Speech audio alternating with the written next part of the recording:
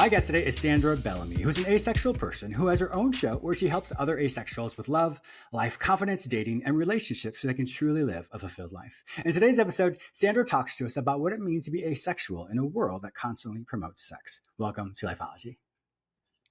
Hello, James. It's lovely to see you. It is nice to meet you again. I actually met you through Blue Talks, which is with my friend Corey Poirier. So anyone who wants to do a TED Talk that has been turned down or wants to do it, simply go to bluetalks.com and tell them I sent you there, James Miller with Lifeology. So Sandra, you were actually in one of the pitch sessions that was the individuals that were working with Corey who were able to pitch yourself to me and to other show hosts as well. So thank you. It was really nice to meet you. Well, when you pitched us, it was interesting. You started talking about asexuality, and I have an idea what that means, but when you started to talk more about it, I realized I really don't have any idea of what that means to be asexual. What does that mean? Okay, so asexuality is a sexual orientation that's based on the lack of sexual attraction. So to put it in context for me personally, it means I don't get the need, urge, or want for partnered sexual intercourse. So I don't look at a guy and think, I want sex with you. My brain's not wired that way. And even if I have other attractions for guys, like aesthetic attraction, romantic attraction, I'm kissing, it doesn't make me want sex. Interesting. Okay. Now that's something where a lot of times people there's a lot of misnomers and really rude concepts about that. Sometimes people say, and I say this, what I've heard and what I've worked with before, which is I don't think this is true at all. But a lot of times people will say if someone's asexual, it's because no one wants to have sex with them, or they have fear that they would perform well. How do you dispel that? Because one stuff that's very disrespectful. But have you ever heard something like that before? Yeah, I mean, I'm an asexual that's had sex in the past, so that might be very interesting for your listeners. That would be interesting. And some people think someone's asexual just because they haven't had sex, or they can't get sex, or they haven't had good sex. I've had good sex and bad sex in the past before I realized I'm asexual. And I would like it to be taken seriously that some people just don't get the want, urge, or need for partnered sexual intercourse. And the lack of sexual attraction is not the same as a lack of action. So some asexual participate in sex, some like me who's sex repulsed these days do not. So I think it's very dismissive when people say stuff like that. And they just don't understand. It's not trauma based. So I have had sexual trauma, I'll be honest with you, but I've had sex after the sexual trauma. So it didn't, I'm not that bothered about it. I don't want to minimize other people's experience, but I just put it down to a bad incident in my life and moved on with my life. So if I wanted to have sex, I would, but I just really don't want it. I'm into kissing. Big time. Yeah, in the LGBTQIA, that A stands for asexual. When you were growing up, did you feel different from the other children your age when it comes to them talking about sex and all that as well? Well, I thought I was heterosexual for years, and I had my first heterosexual boyfriend at 6 years old. But at that time, yeah, it's really young. At that time, looking back now, I can understand that I was always asexual, born asexual, but didn't realize it. So at 6 years old, my boyfriend at the time was kissing me passionately. He was the same age as me. And he wanted to do what people would call a sexual exploration. But for me, I felt very invaded. I lacked self-love back then. So I let him do that. And I felt guilty for years. And really bad. And then at 15, something happened, which was one of those bad incidents I spoke about. And the guy opened a drawer and showed me a condom. And I'm just like, that's nice, because I thought it was a nice object for him to have. I didn't associate with me, didn't think about having sex with him. And then he tried to have sex against my will, basically. So that wasn't good. I got out of it by physically stopping him. But, I never thought about sex. And 16, I was pressurized into having sex, and I did it to keep my boyfriend. So when I was doing it, it was kind of all for the wrong reasons, and not because I really wanted to, not because I was really into it. And when my boyfriend, like my last long-term boyfriend, when he wanted to have sex with me, he would come up behind me when I was washing up, touch me, and then try to instigate sex. And I was rather interested in the washing up more than that. And I hate washing up. So you can tell that my brain is just not wired that way. I really appreciate you saying the difference between, being asexual and heterosexual, because we know there's many different types of sexuality. So I really appreciate the fact that you normalize that, because for some people they think asexual, and then they think, there's no attraction at all, which we know there's some specifics that are. But to hear that you would prefer, it sounds like, if you were to have it, that'd be heterosexual as well. I really appreciate, once again, the distinction between that, because it is important to know that it is a specific sexuality as well. And I don't think a lot of people understand that asexuality is that specific sexual orientation. Yeah. What are the different types of subtypes of an asexual person? So I'm going to try and keep this as simple as possible for Okay. your listeners. Sure. There's two main categories of asexuals, if you like. The pure asexuals that don't experience any sexual attraction whatsoever. So they're like Mm-hmm. me. They don't look at someone and think, I want sex with you. And Mm-hmm. then they're the grey asexuals. So the grey asexuals only experience sexual attraction in limited, rare, or specific circumstances, or they experience it but not enough to want to act on it. And Okay. in these two categories, the pure asexuals and the grey asexuals, there's loads of subcategories Oh, of goodness. Okay. asexuals, Gotcha. including on the grey asexual end of the spectrum, something called demisexuals, who I've can heard of that. only experience a sexual attraction when a deep emotional bond has been formed, is usually maintained and sustained. So they have to have the bond before they can experience sexual attraction, which is different to a heterosexual, for example, Mm-hmm. who might have that as their preference. They might want the emotional connection Sure. versus a preference, because asexuality isn't a preference and it isn't a Mm-hmm. choice, Yeah. which is an important distinction to make. I appreciate that. Just like being gay or homosexual, that is not a choice as well. That is something where it is interesting. I'm sure many people who are asexual don't know that they are, or haven't put a name to it. I'm sure that can feel very lonely and very isolating at times. Or how did you specifically, once you realized it, what did you do to help to understand more about who and what you are? So I found out I'm asexual, shockingly, through an NHS counsellor in the UK telling me that I would have to have sex in order to keep a good guy. I was Oh my god. absolutely horrified. I told Yes. this counsellor that I don't want Oh. sex. The expectation of sex at the end of the night was of a date was making me almost wet myself. Mm-hmm. And that's how bad it felt. And it got to the stage where I thought I wouldn't be able to date anymore, ever have a relationship. So I was going to be alone. So then I told the counsellor my thoughts and feelings, that I only like romance and kissing. And that's when she said she was worried about me because I'd have to have sex in Oh. order to keep a good guy. I was horrified, and that forced me, if you like, pushed me, everything happens for a reason, It into the does. fact that I went home and Googled, I love kissing but not sex, and they came to Mm. asexuality.org, which is the biggest online forum for asexuals. So I joined that. Then I went on asexualitic.com, which is a dating website, joined that. And then I joined Facebook groups for asexuals, and I run 6 of my own Facebook groups for Wow. asexuals, 3 of which That's are amazing. dating. Yeah. So that's what I did to help myself, and organized asexual Yeah. meetups as well in person. That's fantastic. It's I'm sure, because I was thinking about this before the show, and I was like, well, does she go on dates, etc. So I mean, to hear that, yes, you can. Of course, you can date, and I said that out of ignorance, not of anything else. But so I'm glad you're teaching me about this as well. So to realize that okay, so you can go on dates, and the furthest you would go is kissing. For different people, it's different things. How do they, as a scientist in me, the behavioral scientist, how do you measure or quantify a deep emotional connection? Is it something that the person would feel? I mean, I like to look at metrics and ways to measure things. And if you can't, you can't, which I think it'd be hard to measure. Are there specific ways in which people know? I'm just saying this more from a curious standpoint, not from anything else. What? How about you said about romantic attraction? Was your Yeah, yeah. question?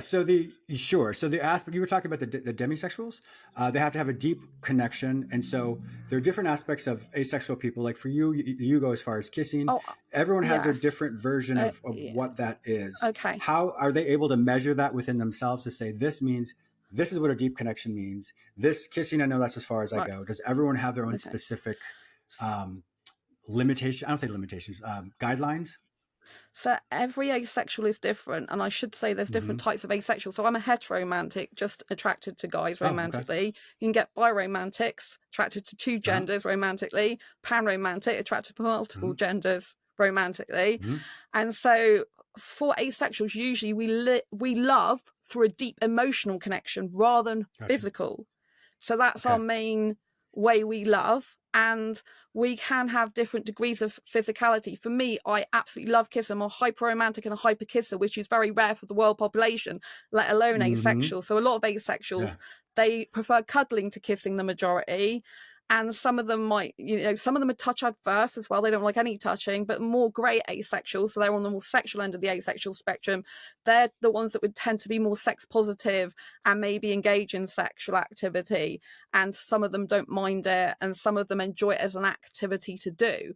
So the emotional connection is usually a lot of the time through talking and having shared hobbies and Mm-hmm. interests and commonalities and communication, those really good things. And then the physicality for asexuals is more like they're doing it as a way of physically connecting to a heterosexual partner, or it could Mm-hmm. be, someone who's gay or lesbian. Sure. Yeah. And Yeah. you can be any gender, by the way, if you're asexual. There's no gender limit as well, because some people mix asexuality up with gender.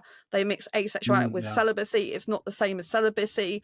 I'm not abstaining. I don't get those sexual urges. So when I'm on a date, the guy's like, I'm kissing him. Last date, well, it wasn't a date. I met a guy in a club. I was kissing him for over 4 hours, which is a heck of a lot. That's And he's hysterical. like, Good for you. he's like, and he's like, why? What are you doing to hold the feelings in? Like, how are you controlling yourself? I don't have anything to control. Yeah. So I'm Yeah. not restricting myself. Like celibates restrict themselves. They Yeah. stop the Sure. urges, or they stop Yeah. themselves from doing stuff.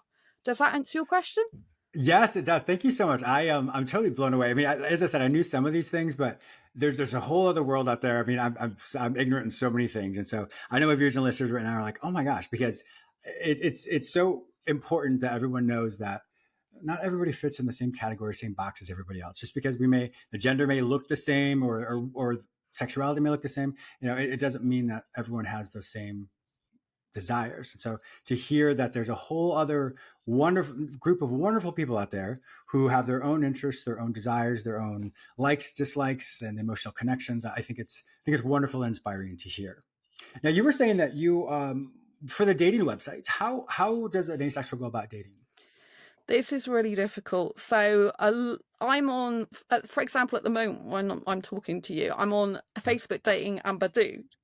Mm-hmm. So Badoo's got an actual category for asexuals, but you cannot filter by asexual, which is really bad. So you Oh, can't look interesting. for other That is bad. asexuals. Yeah. So I've only come across 8 people so far on the asexual spectrum, most of which are on the more sexual end of the spectrum. So a Mm-hmm. lot of them still want to participate in sex, for example. Mm-hmm. And so an asexual can go on there, but I'd recommend to write in your bio that you're asexual. But a lot of the time they ignore it. Heterosexuals ignore the Mm. fact you write in your bio you're asexual, or they don't even see it. I get loads of guys liking Yeah. me, loads of guys in my inbox wanting sex with me, and loads of guys, they just don't read my bio. They're in a conversation and Yeah. they'll ask me questions that I've already answered in the bio. I'm like, well, you didn't read my bio then. And so I put up front who I am, like about that I'm asexual, not interested in sex. I personally don't want marriage. I don't want kids. I like living separately, Mm-hmm. even in a Mm-hmm. relationship. I'm very crystal clear. But then you have to take into account the fact that a lot of them don't read it. A lot of them are looking for hookups, so a lot of the Yeah. time it's not so suitable. So trying to find groups like meetup.com, they have some asexual groups, or just general activity groups like artwork or singing or reading books. Some of Mm-hmm. those clubs can be better for asexuals to be on than traditional dating sites, because most people on dating sites want sex. I've been searching for the right guy since Yeah. 2014. We're now in 2023. So I Yes. haven't found the right guy for me yet. Yeah. But there are Yeah. a couple of asexual couples I know that are married, one of whom found Oh, their interesting. partner at asexual meetup. So you can, asexuals can marry other asexuals, as well as some of them marry, sexuals, if you like. Sure. Yeah. Having to weed through all of the nonsense, how do you keep up your positivity and your optimism when it comes to dating?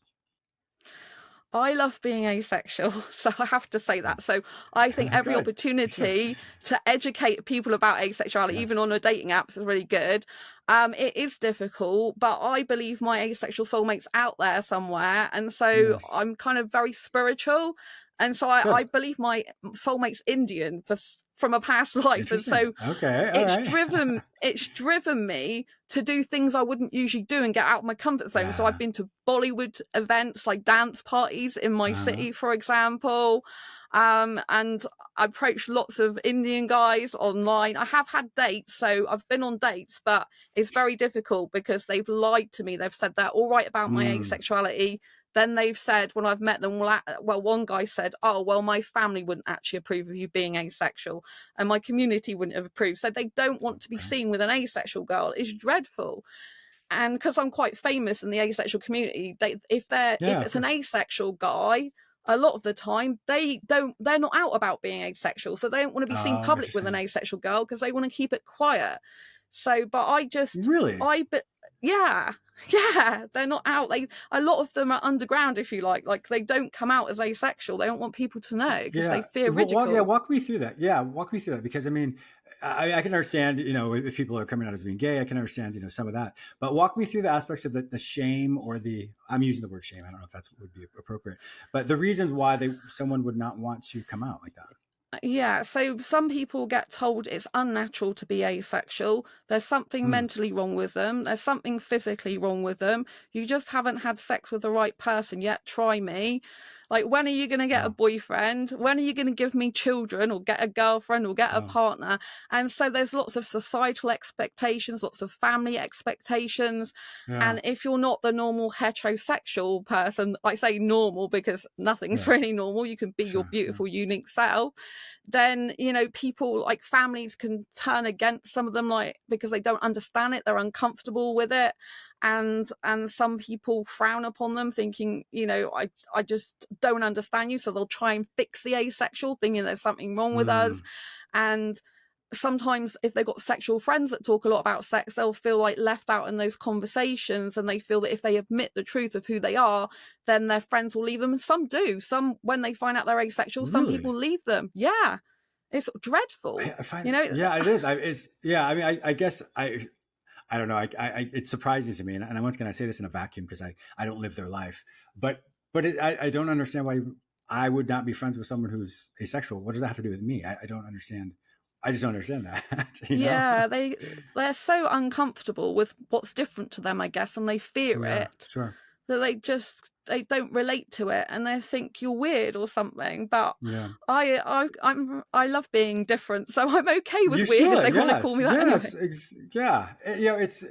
I really appreciate you once again being on the show because you are demystifying and debunking a lot of different myths about individuals. And so, as I said, I know many people don't know what it means to be asexual, and that it is a sexual orientation. It's not a choice. It's how you're born. What would you say for those individuals who maybe are listening now and they probably have their own, that sounds familiar to me. What advice would you give them? Come and see me. Contact me. But also, That's right. I would say, come to terms with it yourself. So it took me about Mm-hmm. 3 weeks to come to terms with my own Yeah. asexuality. It's good to look at forums and different groups and things, and try and find out, like, as much information about asexuality as you can, the different types of asexual, to see where you fit in, because this Yeah. will give you a sense of place more within the community.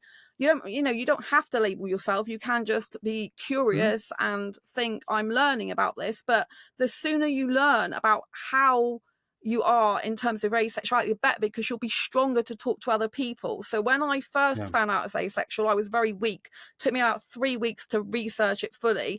And so the first people I told, if you like, well, the first person that I told, other than my parents, when I was walking home, the person's like, oh, but you're always talking about guys, you love guys, she didn't Mm. believe me, but I was weak. I said, I think I'm asexual. So if I see. someone Yeah. is just coming to asexuality, the best thing to do is to read up about it, try and discover what type of asexual you might be, so that you can feel stronger. Talk to the people who you trust, like the friends that are not going to mock you or ridicule you for not liking sex, Mm-hmm. and join some groups and things like that, so that you can become stronger when you come out to other people and sit down and have a proper conversation, just say, if you don't like sex, just say, I don't feel the same way as other people. I don't like sex. I'm not into it. Yeah. So I think it's all about researching, understanding yourself, learning about it, and accepting you're beautiful, even if you're asexual, because you're different, and different's beautiful. We don't all want to be the same in the world. Yeah, exactly. Yeah, I think that's important. When you can put a name to something or a label to something, it takes away the power of how great this quote struggle is. And so I really appreciate you saying that, as far as having people research, because once they can put a name to it, kind of figure out maybe the different category or subcategory that they are, I'm sure that makes a lot more sense to people. Now, you were talking about the different forums that you're a part of. I'm assuming they're global, they're national, they're international forums as well, that many people can find support? Yeah, asexuality.org, which I don't own. It's got nothing to do with me other than I'm on there. That's the biggest online forum for asexuals, and David J founded that. So that's where it all kind of started online, and then people can buy books on Amazon of asexuality. They can join groups on Facebook and stuff like that. So I have 6 groups, and I'm active in those groups. We talk a lot in my groups about hobbies and interests. So it's not just all about asexuality. I share my videos in there to educate them about, growing in confidence, dating and relationships, love, self-love, I'm big on as well. So we talk about a lot of hobbies and interests, share photographs and stuff like that. So it's very much like not talking about sex a lot of the time, do you know what I mean? Because we're talking about other things, but it provides a sense of community, a sense of belonging, a sense of being part of something bigger than you are, and knowing that other people are around you who care about you, who understand you. And so I'd really urge people to get into those groups. Some people aren't on Facebook, so there's groups on Discord, Reddit have subreddits and stuff on asexuality. Obviously YouTube channels, you'll be part of a YouTube community. So I'd really say reach out, be part of an online community, because some people don't see asexuals in real life, if you like. It's very hard to come. I was kind of spread all around, but all these things are universal. You can, all the groups and forums and stuff, you can get them all around the world. You just type in Facebook, like asexual groups, and a load should pop up, and some will be relevant to your specific area and others will just be global. Yeah. I appreciate that. I mean, that's great information for everyone to have. I guess I'm coming back to the whole, in my own life, I mean, I've had we've all had struggles, but I'm still kind of flabbergasted. And once again, I say this in a vacuum, that people would be upset or disown a friend or a family member because they're asexual. It just blows my mind. I mean, I know it happens. And once again, I say this out of ignorance, because has happened to many people, but I'm hopeful that my viewers and listeners who are listening, that is not something you would do, because once again, it has nothing to do with you. And we're all fearfully and wonderfully made. We all have great, wonderful opportunities in life. We have so many things going for us. And so hopefully, to hear that someone else's sexual identity is different than yours does not mean that they're any different than you. So we're wrapping up here. Sandra Bellamy, it has been an absolute pleasure having you on my show. You have so much information. Definitely want my viewers and listeners to go to your Facebook groups, which you can feel free to give. Is there anything else you may have? I know they can find on your website. So where will they find all this information online? Yeah, so asexualized.com is my website, and Asexualized My Asexual Life is my main YouTube channel. And they can contact me asexualized@gmail.com. And then on Facebook, the best one to do is probably find Asexual Friends first of all. But I also have Asexual No Sex Dating Group and things like that as well. But Asexual Friends, they could come through first. So yeah. Wonderful. Okay. My viewers and listeners also know that if you can't find this information any other place, simply go to the show notes at jamesmillerlifeology.com. I'll have Sandra's information there. All of the Facebook groups, the YouTube, everything else will be packaged in that show notes. So if you have any questions, feel free once again to go to jamesmillerlifeology.com, and I'll have all the information there for you. Sandra, thank you so much for your wonderful guest. I truly appreciate your conversation, your insight, your wisdom. It was very insightful for me. So thank you. Thank you so much.